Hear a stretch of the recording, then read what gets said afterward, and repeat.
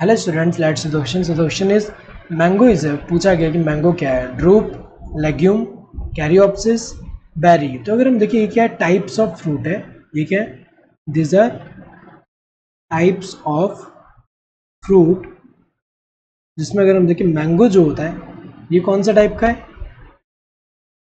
Mango का जो fruit होता है ये हमें पता है, एक तो फ्लैशी होता है, ये फ्लैशी, और फ्लैशी में भी कौन सा टाइप का है, ड्रूप। इसे हम क्या बोलते हैं, ड्रूप बोलते हैं। ड्रूप में क्या होता है कि ये जो है ये फ्रूट कहाँ से डेवलप हो रहा है, मोनोकार्पुलरी सुपीरियर ओवरी से। So this fruit is developed from मोनोकार्पुलरी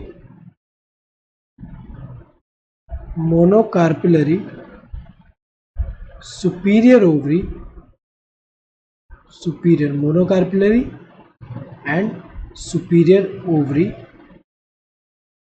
अगर हम देखें इसमें क्या होता है, इसमें ये जो एंडोकार्पिंग का जो होता है फ्रूट का, वो हार्ड एंड स्टोनी होता है। इसके अलावा जैसे मैंगो की अगर हम बात करें तो हमें पता है कि मैंगो जो है उसका मीजोकार्प जो है वो क्या होता है, वो फ्लैशी होता है। जो मिडल वाला जो फ्लैशी एडिबल पार्ट होता है वो क्या है, मीजोकार्प है।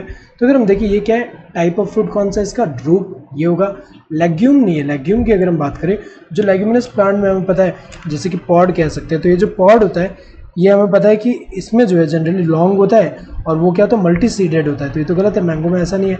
कैरियोप्सिस भी अगर हम देखें ये गलत है, क्योंकि कैरियोप्सिस किसमें देखने को मिलता है, जैसे कि हमें पता है कि जो ग्रामिने फैमिली जैसे वीट, राइस, मेज, इनके जो फ्रूट होते हैं उनमें क्या होता है, पेरिकार्पिस फ्यूज्ड विथ सीड कोर। तो अगर हम देखें तो ये तो गलत है, मैंगो में ऐसा नहीं होता।